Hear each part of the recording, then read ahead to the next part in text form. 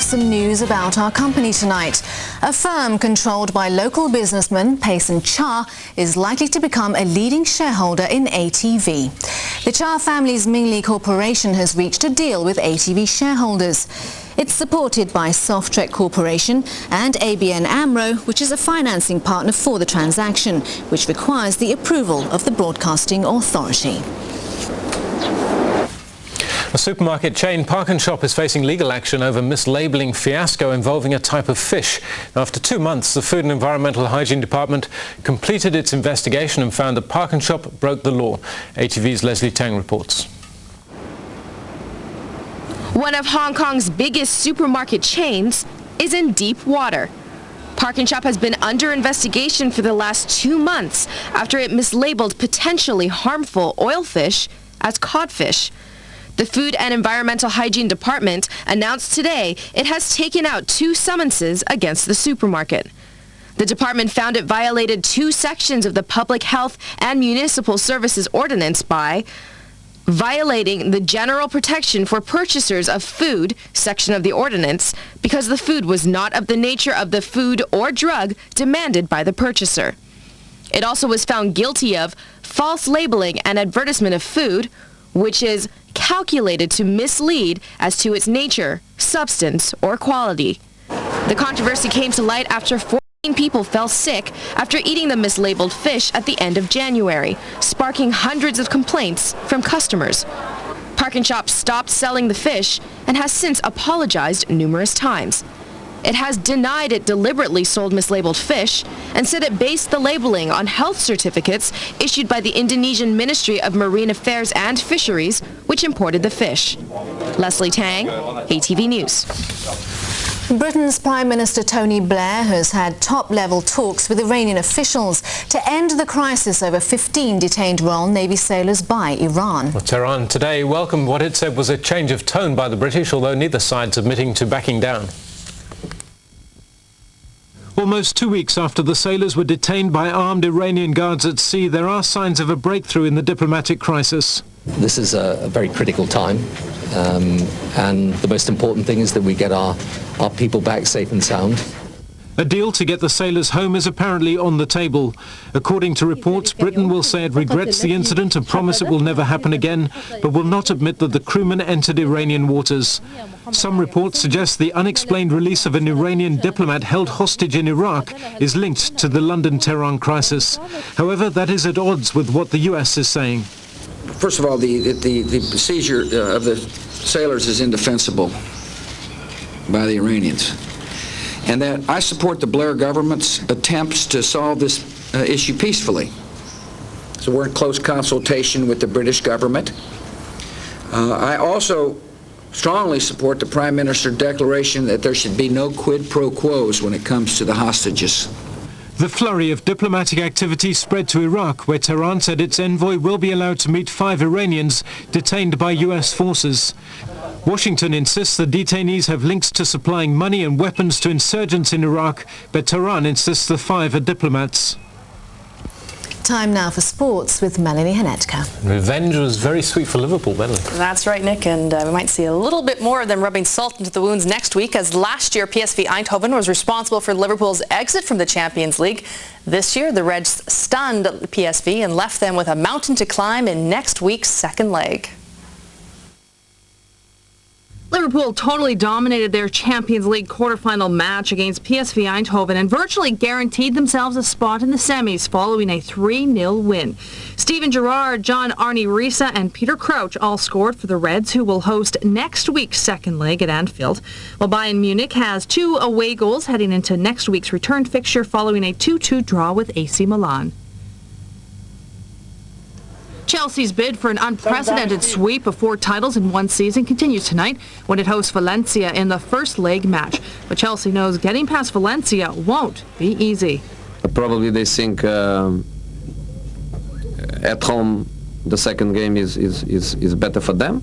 I know my style. I know the crowd is very supportive with them, and you know they were first in the group with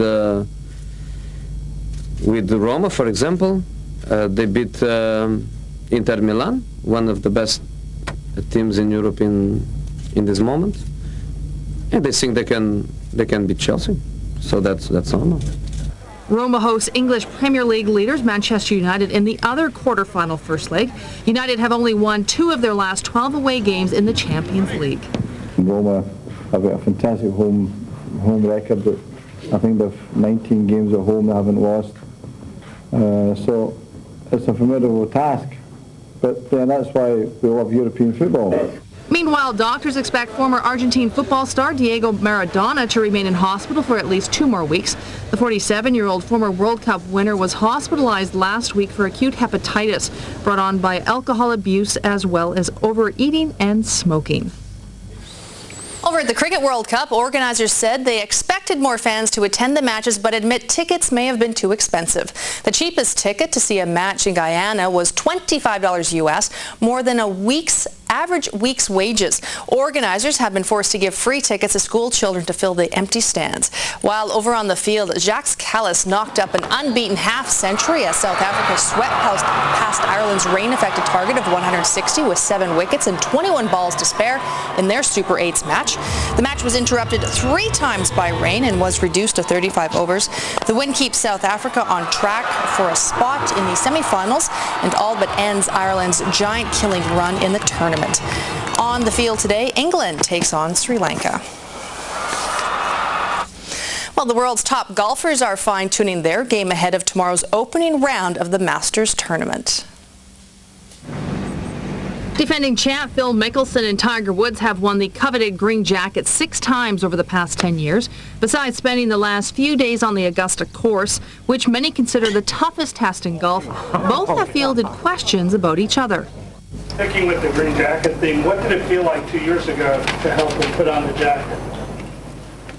I don't know, but I remember what it felt like last year when he put it on me. Woods has won 12 major titles, including the last 2, which means he is halfway towards a second so-called Tiger Slam, holding all 4 major titles at the same time. Anytime you get to go at it with any of the top players in a major championship and they're playing well, it's always fun. The tournament also marks the 10th anniversary of Tiger Woods' Masters debut when he became the youngest player to win the tournament. While Adam Scott would also like to make history of his own come Sunday. Last week's Houston Open winner wouldn't mind being known as the first Aussie to sport the green jacket. To be the first Australian to win the Masters would be,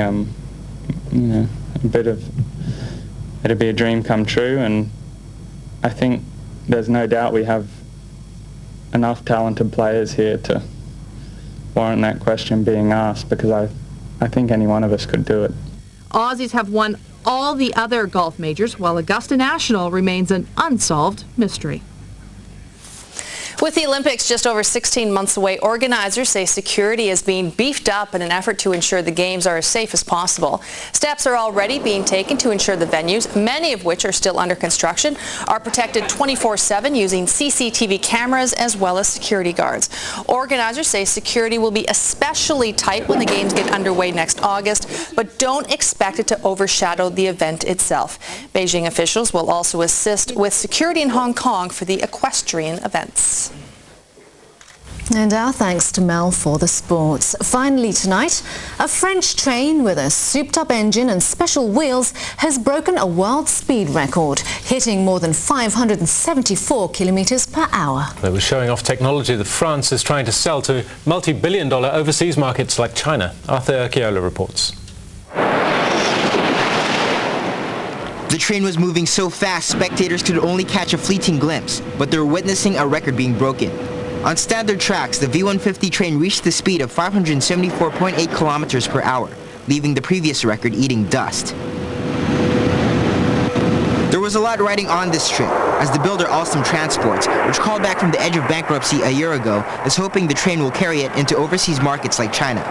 High speed is a very important market, with many countries building high-speed line. China is forecasting to build 5,000 kilometers of new high-speed line by 2012. Europe is building every year new high-speed lines, so it's a very important market. It's also the first time a double-decker train has achieved such a high speed. The train is made up of 3 double-decker carriages between 2 engines with larger than usual wheels and 25,000 horsepower engines. Arthur Acula, ATV News.